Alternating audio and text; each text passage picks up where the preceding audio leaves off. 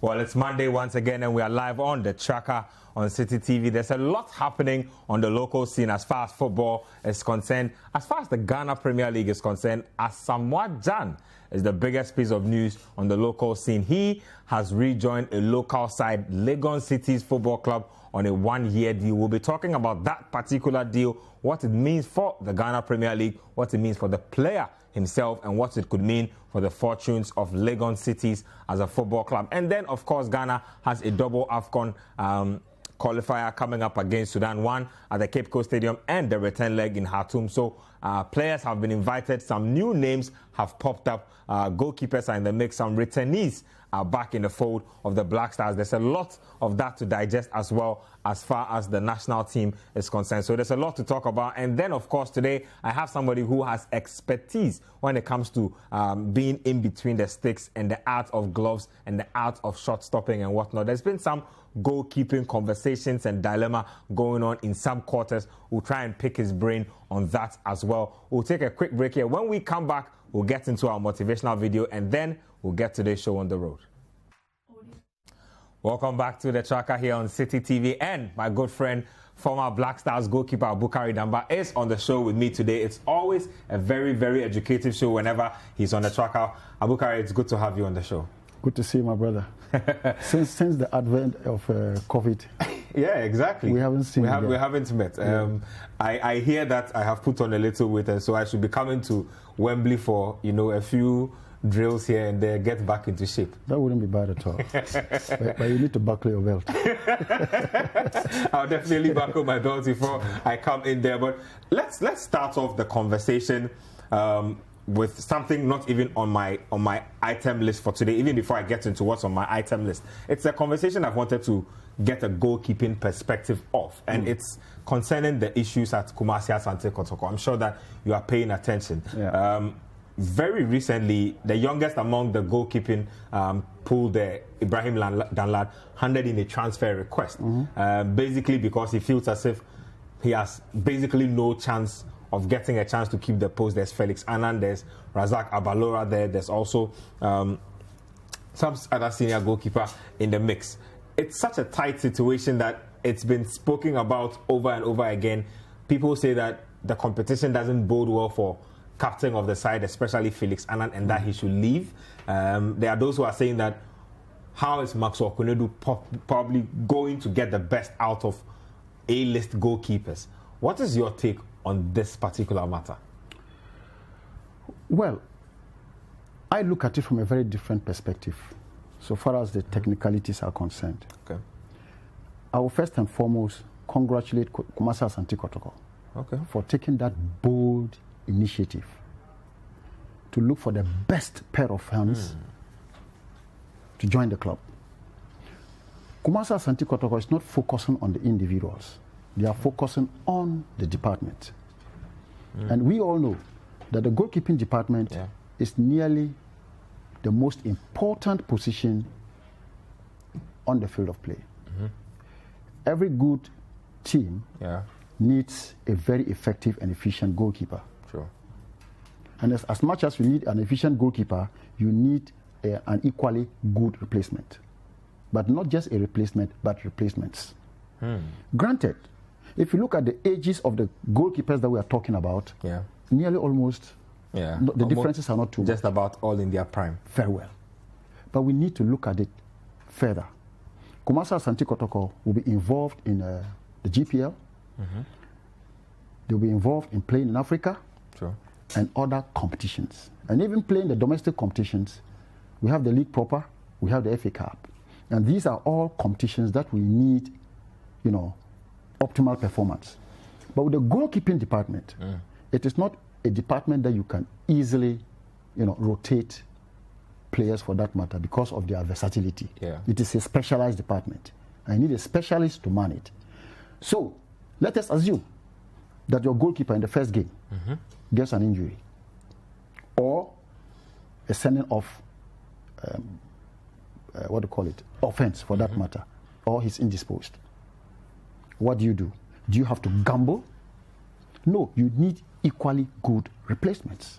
But then it doesn't come that easy. How do you manage all these top-notch goalkeepers? You have got to come up with a program that is going to keep them very busy, keep them very active, and keep them competitive. It is not playing game in, game out that is going to make you competitive, but you have to play an appreciable number of games that will always make you ready. So getting those goalkeepers together is not the problem, but how do you efficiently use them such that they don't become rusty? You need to come up with, a systematic program. I'll give you an example. When I was at Accra Hearts of Oak, at a point in time, I had Samia J, Philemon McCarthy, Lord Cote, wow, and Tete Lugard. 4 top-notch goalkeepers. So they were wondering, how is Damba going to manage this? But I had a very good coach who had all the understanding and knew exactly what the department meant.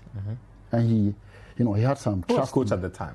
He was Nebosha, the Serbian coach. He came, we had a discussion during the preseason. I told him the levels of all my goalkeepers, their specific attributes as against their general attributes.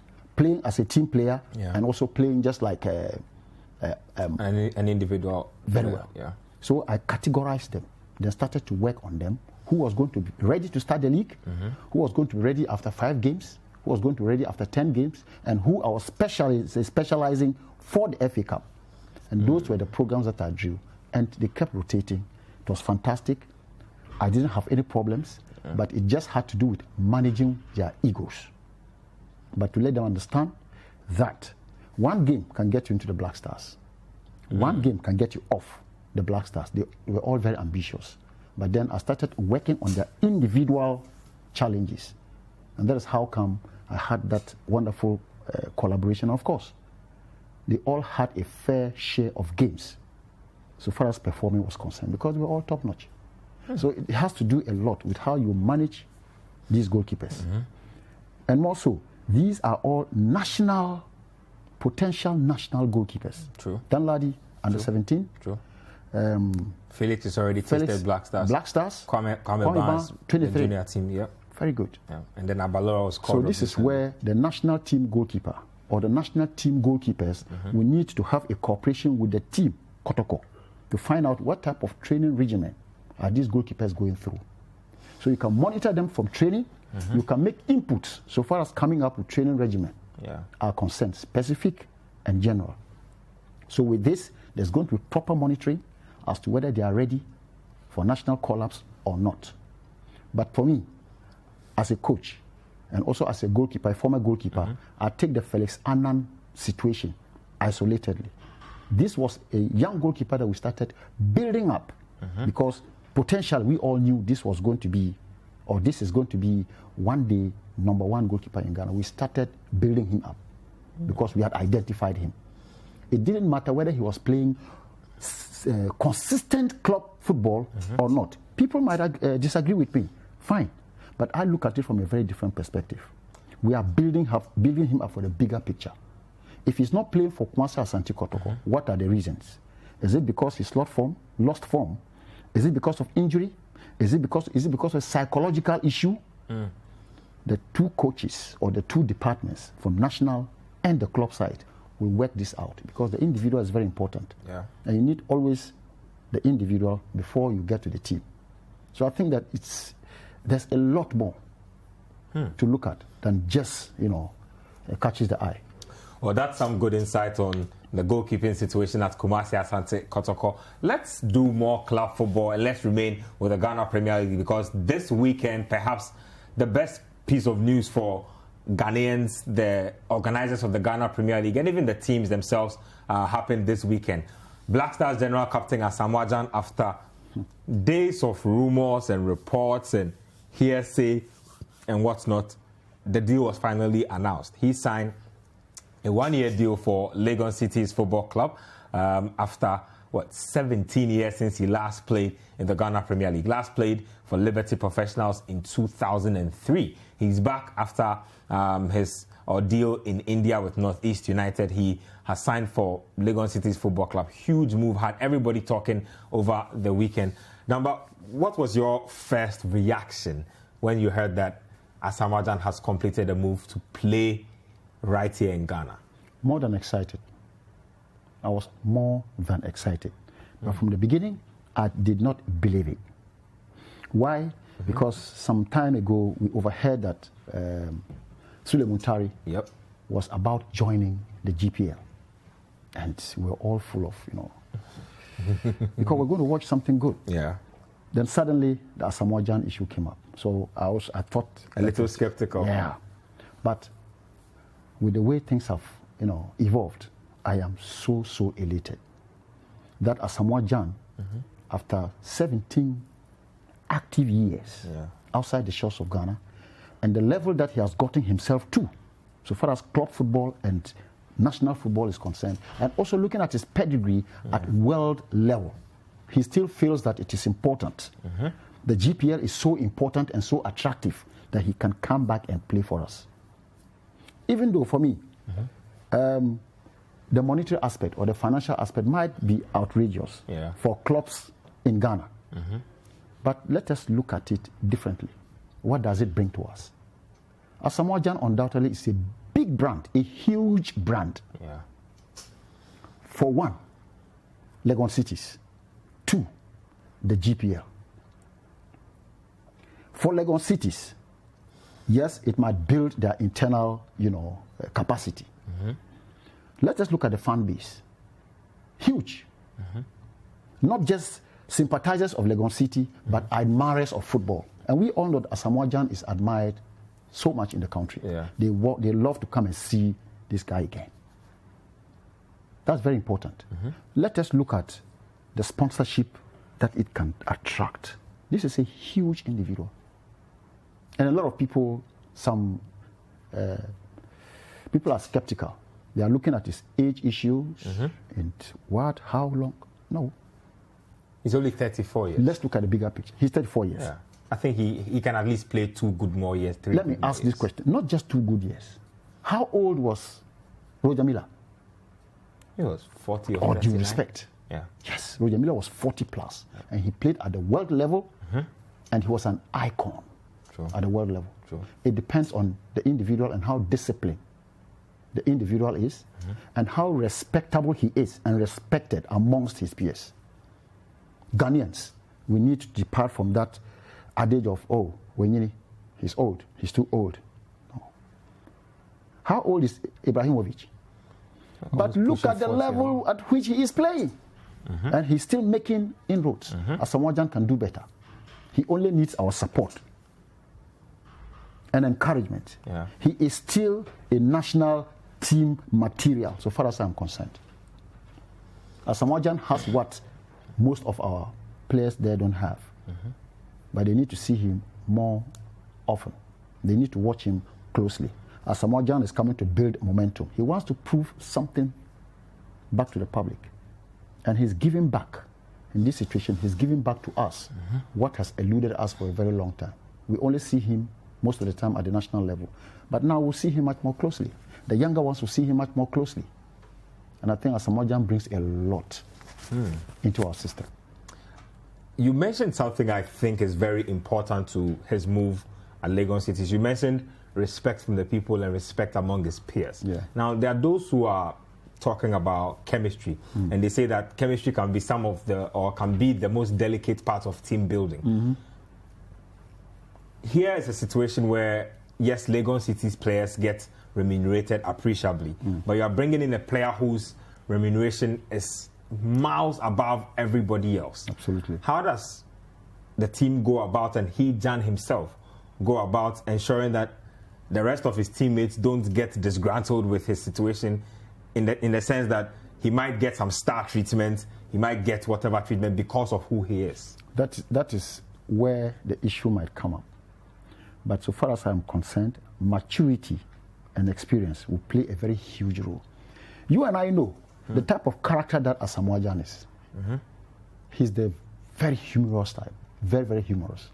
And we also know what he does to the Black Stars team anytime he's there. Let us forget about what was in the public domain, about the captainship issue and all that. That is at a very different level, with players with different expectations. And more so, how was that situation managed? That's a different level. This is the GPL club level that we are talking about. All these players are more than excited to have a personality like Asamoah Gyan amongst them. And they do even know that Asamoah Gyan should have even been earning more than he's earning in Legon cities. True. But then he has brought himself to their level. And I say to their level, looking at what he's been earning all these years, so far as his level is concerned, and just oppose that against what he's earning today. So I think it will not be too much of a problem, but Asamoah Gyan is the orchestrator. He will lead the team, undoubtedly. The players will love him because he's a lovable character. He is that kind of personality who can motivate. These players will look up to him. And they are looking at what they are going to benefit from him as a football player, not how much money Asamoah Gyan is earning against how much money they are earning. If they can play to the level that he got himself to, they will earn more. And I know Asamoah Gyan is really, really going to be a leader and a motivator. A lot. He brings a lot to the table. Now, I know Fatah Dawda will be elated by this particular decision. Absolutely. Because he's always been an advocate for Ghanaian internationals returning to play in the Ghana Premier League because he believes that it's prestigious, it will give the league a boost, and it will encourage more people to come and play. How do you feel about that situation, about this being a potential gate opener for other internationals to also come in? I think they were teammates in the Black Stars. He will feel vindicated that not any other individual than Asamoah Gyan is returned to the Ghana Premier League. You know, a lot of dialogue has gone on behind the scenes. True. Asamoah Gyan has thought about it deeply, its implications, its consequences. But he is not worried at all.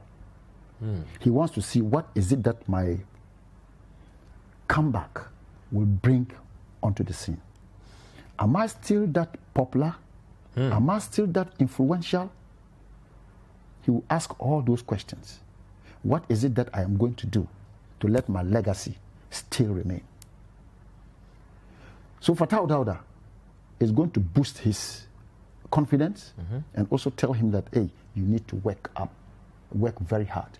And also send a big signal to those out there who might want to come back to the GPL, but they are not motivated enough. But the moment they see this type of big wigs in the GPL, it encourages them, just let's go there.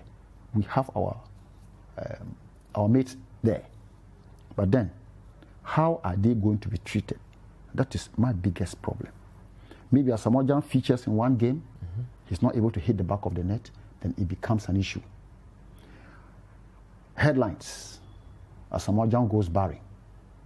Asamoah Gyan is not able to score. These will be very, very negative reportage. Let us look at what he brings onto the table, then what he will do as an individual. Collectively, what is he bringing to us, the generality of Ghanaians, so far as the game is concerned? If we focus on that, then his personality as an individual will have a lot to benefit. Let us encourage these comebacks that will have a lot to learn. It will encourage the young up-and-coming ones, those who have not had close range. Even if you look at the Fatah Dawda issue, if goalkeeping, yes, sometimes you can play and play and play and play, but he's gotten to the twilight of his career and he might be coming down slowly. And he will be looking at taking up another role. And I see Fatah Dawda very soon, buckling his belt to become one of the goalkeepers trainers, if not a fully fledged coach. And coming back into the system gives him a broader understanding. And the approach is really going to be on point, because now he's there with the local players, day in, day out, the way they perform on the pitch, what affects their performances, and what is it that will encourage them to play better. So he will eat into their psychology, and that will feed into him taking up different rules so far as the game is concerned. And honestly, I am seeing Fatau Dauda in 2-3 years to come to be one of the goalkeepers trainers that we'll look up to. And this is how we should encourage them, to bring their expertise to bear. They've gone out there, they've learnt it all, they are back here, they should give it back to the society. But they need our support. Well, let's just get a view of Asamoah Gyan himself and how he's been feeling as far as this deal is concerned. You know how Asamoah Gyan is, like Damba said, very jovial character, very down-to-earth guy. He's elated by the move. So let's check out Asamoah Gyan and then we'll move on to the next item on our bill. Trust me, as far as an ambassador, a big name, whatever it is concerned, it gets no bigger than Ghana's all-time leading goal scorer joining a team in the Ghana Premier League. It really doesn't get any bigger than that. And talking about Ghana's all-time leading goal scorer, the Black Stars will be tested once again, this time on the 12th of November. So they head to the Cape Coast Stadium where they take on Sudan. Now, what I'm hearing is that Sudan have already held close to 3 training sessions in anticipation of that game already. Ghana, of course, we just named our squad on Friday. C.K Akonnor named the Black Star squad on Friday there. So you have it in your mix. The goalkeepers, Abalora, Richard Ofori returning to the national team. And then, of course, you have Lawrence Ati Ziggy in there. If you look at the defenders, there's Baba Abdurrahman also making a return. We'll need to talk about that. There's Gideon Mensah, youngster, plays in Belgium, in the mix there. Harrison Afo, we thought he was out of the team because some said he was a little too old. And then Benson Annan also is in the mix. Alexander Jiku is in there. John Boy, Nicolas Opoku, and then Joseph Edu in that particular order. If you look at the midfield, Thomas Partey, Mubarak Wakaso, the likes all in the mix there. And then for the forwards, there's Andrea Ayew, Tariq Fosu, there's Samuel Owusu, Jordan Ayew, Caleb Kuban, Jamie Leveling. That's the name that you should be looking out for. John Entry and Jeffrey Schlupp. So I'll be telling you a little bit about Jamie Leveling. Youngster, of course, born to Ghanaian parents, grew up in Germany, was born in Germany, plays for Greuther Fürth in the German Bundesliga too. He's a winger, can play as a striker, can play as an attacking midfielder as well. He's only 18 years old and he's an absolutely fantastic footballer. I'm not sure how C.K Akonnor and his Chargers found this guy, but I think that if he gets a chance, he's one of those we should be looking out for. Let's come back in the studio and talk about what's going on with the team itself. Now, but let's start from defense, because I think we've spoken extensively about goalkeeping. In fact, I can't skip goalkeeping because Richard Ofori has made a big move, and so I need to touch on that. For me, he's been a big example of how a model goalkeeper should be. His professionalism, his outlook, his leadership when he's imposed. He signed for Orlando Pirates now. That's a huge move for him, and he seems like he's ready for the big challenge. He is. He's been ready for the big challenge for quite some time now. If you look at his learning process, how he grew up and how he hit the limelight, he's really gone through the motions. But normally, when it eats too much into you, fame, eats too much into you, it can always have some adverse effects. But this is an individual who really knows where he's coming from and knows where he wants to reach. He's not even done half of his potential. True. Yes, he's still young, very strong, very physical, and of course, the attitude is what really matters. That is what is going to carry him miles and miles and miles up the ladder. So personally, his personality alone is what is doing the trick for him. Very, very down to earth and highly respectful. And of course, he loves his job. Yes, he's taking up a bigger challenge. He moved from Maritzburg to Orlando Pirates, and we all know what it comes with. If Orlando Pirates can look at Richard and say, look, we need you in our team, it simply tells us that, wow, he's there. But he needs to prove it. He needs to prove it, and I'm very sure he'll be able to do it. And you saw how he was missed in both international friendly games that we played. His leadership, his presence was absolutely missing in the back line.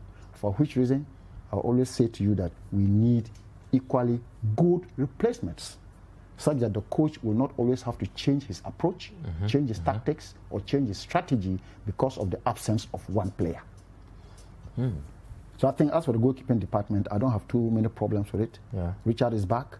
Abalora was very active when he was out there in Tanzania. Based on that, he was invited.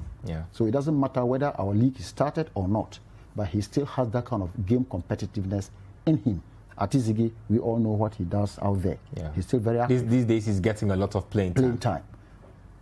A lot of people are asking, why is the coach not turning around to look at the local players or the domestic players for that matter? There's no action. So on what basis is he going to invite domestic players? There's time for everything. Let the league start. Let us see how they perform. And if they deserve it, they are given the call-up.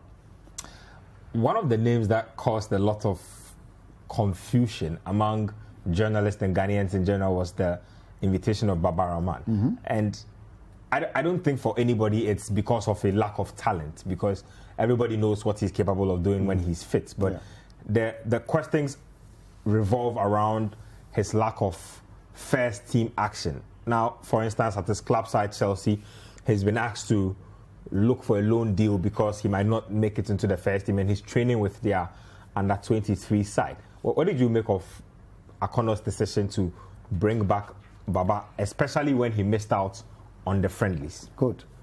You made a very important remark that his quality is not brought to question. For which reason I mentioned earlier on in the issue of Felix Annan, you have a national team material. Baba Rahman has been tried and tested. So let us ask ourselves, so far as that particular position is concerned, how consistent, or have we had any player who has been very, very consistent and reliable so far as the coaches are concerned? We have had quite a number of players who have been tried on that particular, and it has affected most of the tactics of the coaches because of one position. Baba Rahman, the coach has so much confidence in him. I think that's literally Ghana's biggest problem. He has so much confidence in him and trust. Given the opportunity, Baba Rahman can deliver. The only worry is condition and the injury situations. Baba Rahman does not call for the injuries. They do happen. And sometimes it is part of the game. Injury is part of the game. So for me, I think that Baba Rahman has earned the trust of the coach and understands that this call-up again puts a huge burden on his shoulders. It simply means that, yes, there was something good this gentleman was doing in that left wing back position. Undoubtedly.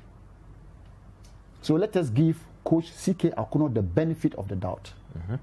So far as the quality of the said player is not in question, I believe very strongly that he only needs the confidence. And the confidence is being given him by the call-up. Now come and do what you know how to do best. And yes, granted, he's not getting first team action and all that. That's at the club level. But when he comes to the national team, is he going to perform? I believe yes. Because he understands, he's matured. So far as national call-ups are concerned, he's experienced.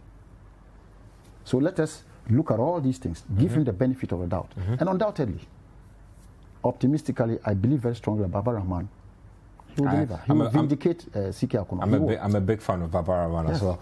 Harrison Affle came as a surprise before because we felt as if he had been dropped in the friendly matches, and so when Benson Annan, the 20-year-old, was brought in, it was the dawn of a new era. And then he's been brought back into this. I'm a little confused about what direction Akonnor wants to go in as far as that position is concerned.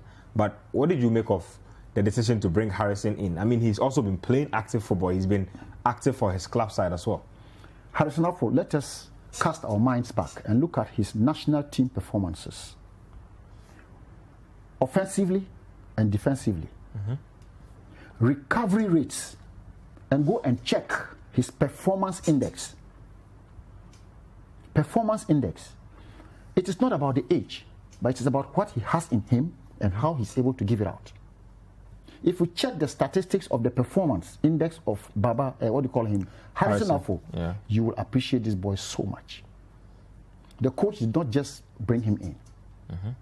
Yes, he has brought in Gideon that you're talking about. And yes, he's supposed to be the revelation. But the coach does not want to gamble. The coach wants to play it safe. In every situation, in as much as we need to have replacements, we should not still forget the fact that we need to have a backing in a situation. Every coach has a plan B. And I'm telling you, bringing Harrison Afful and Baba Rahman gives you one thing: stability at the back, experience at the back, and maturity at the back. These are the things that the coach is looking at. Let's look at the 2 friendly games that the coach played. He gave the opportunities to some players to justify themselves as to whether the coach was too satisfied. And if he was too satisfied, I don't think he would have looked back at inviting those who had already performed and, of course, had made their mark. He thinks they are still relevant. I think they are still relevant. But it is the coach who knows exactly what he needs from them. And they are brought back, and I believe very strongly, will have a lot of stability. The stability that the coach is looking for, he will get it at the back. Let's not forget our own central defender, John. We are talking about John Boy. Everybody was about the last time we played our central defense. How was the performance? It was a cause of worry. These young guys are coming up, but they need to be guided. We need leadership at the back. Look at John Boy at the club level. Forget about, no human being is perfect. John Boy has made 1 or 2 mistakes in the past. I think he gets overly vilified for his mistakes. That's right. He's human. But let us look at the positives as against the negatives. John Boy has been a very influential figure in the central defense. Big-time player for the Black Stars. Absolutely. And he's actually enjoyed a resurgence in recent times. He's played literally every game from last season and this season for his club. And not just about playing every game, but what has been his performance. He's been a standout performer for his team. So I think Coach C.K. spread his tentacles, and his binoculars are everywhere. And I'm not surprised that John Boy was once more spotted and given the opportunity. What do you think has a guy like that playing at such a high level in a league like the French Ligue 1? Because the French Ligue 1 is no farmers league. Never. I feel as if he should be old and should be slowing down. But I watch him play and he looks as alert as ever. I tell you, every human being and their physiology. Yes. We have individual, strengths. That sometimes they are unexplainable. But you look at the position that he plays, central defense. You don't need too much energy. You don't need too much energy because you don't do too much running. So far as that position is, it's about managing the distances and managing the energy that you expend in that particular position. He has grown in confidence. He has been mature. He's getting very matured and very experienced. So he knows how to use his energy and how to cover the grounds and the distances, for which matter he's always very effective. So I think with time, he has grown in confidence and experience has become his trademark. Midfield has become a controversial area for one reason.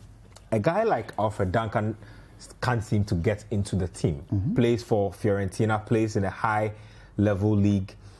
And then there's been a lot of hue and cry about the inclusion of a guy like Emmanuel Lomote in the team because, according to standards, he plays in lower divisions and does not get as much playing time. First and foremost, how do you feel about the Alfred Duncan situation and also about players like Lomote who, according to their standards or according to their metrics, are not playing as many games but get a chance to feature in the national team? I tell you what, every coach and what he looks at and what he expects from a player with time.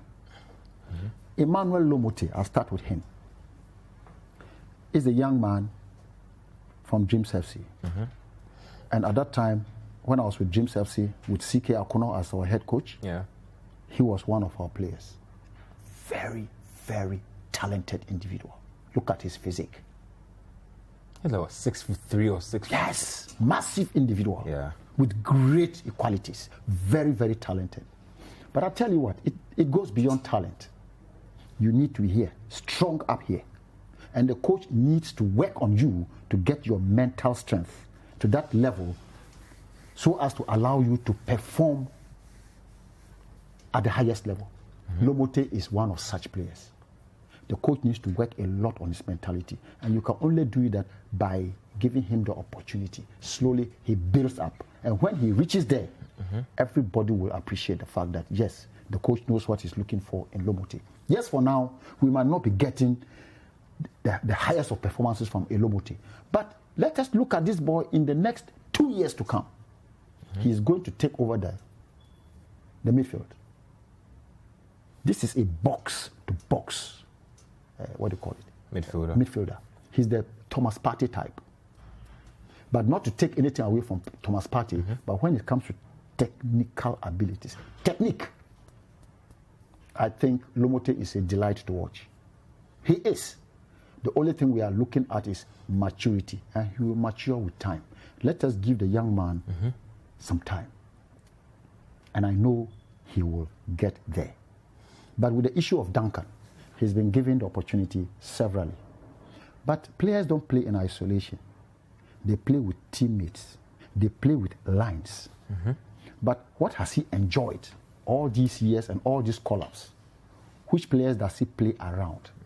Who are the players that the coach identifies to be able to play alongside Duncan to see the best out of him? The coach is still looking at all these things. The individual could be very good, but he comes into the team, and that kind of cooperation is non-existent. So you cannot get the best out of the player. That is not to say the player is not a good player. But the coach will continue to have confidence in you. But then, how long?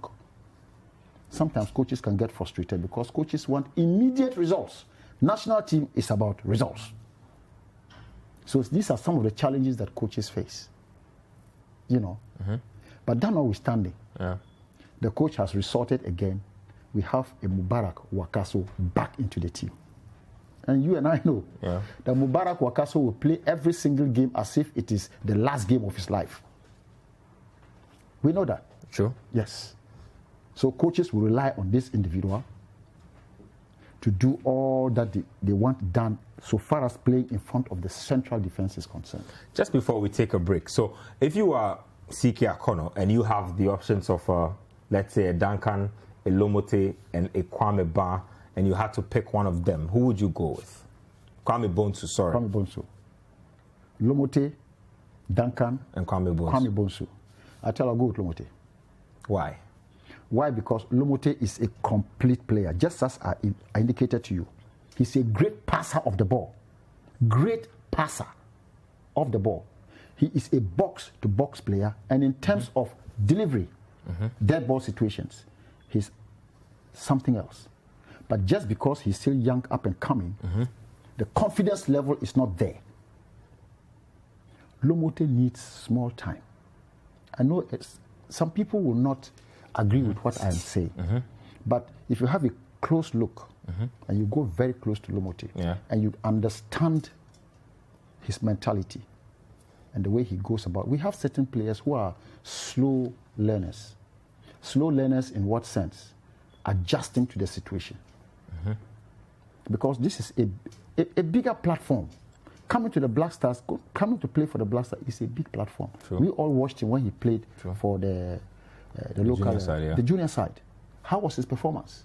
It was fantastic because he was playing with his peers. So the levels were almost the same. But now he's playing with bigger players that he has to deal with. So sometimes it's about the temperament. And you need time to build the temperament for bigger games. So I'm very optimistic that with these, consistent call-ups, it will build his confidence and also build his temperament to deliver. Hold your thoughts there. We have one more department to look at, which is the attacking department of the team. Let's take a quick break here on the track. We're back here on the tracker on Citi TV. We are just about getting into the attacking department of the Black Stars as we dissect the team for the AFCON qualifiers against Sudan. Now, the most standout name from that call-up list that came up is a name by identification, Jimmy Leveling. Now, Ghanaians literally haven't heard of this guy before. He popped out of nowhere. Even for us journalists, a lot of us were asking, who is this guy? So let's have his picture on the screen there just for people to have a good sense of who he is. Plays in the Bundesliga 2. Plays in the Bundesliga 2 for Greater Fürth. Now, he's a very versatile player. He can play as a left winger. He can play as an attacking midfielder in the central position. Can play also as a central midfielder and can literally play as an attacker. So, youngster with a lot of versatility, a lot of pace, and a lot of flair.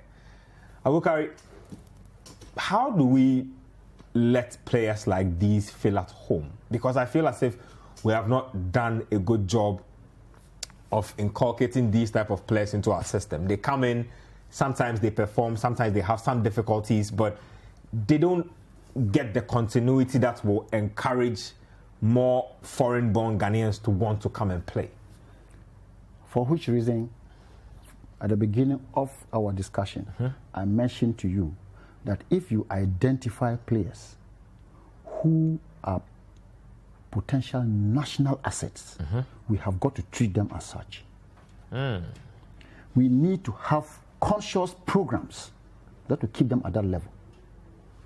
But when you watch the player this week, he's not able to perform as expected in his club side, and based on that, you drop him and you go to look for another player who would have just in one game, impressed.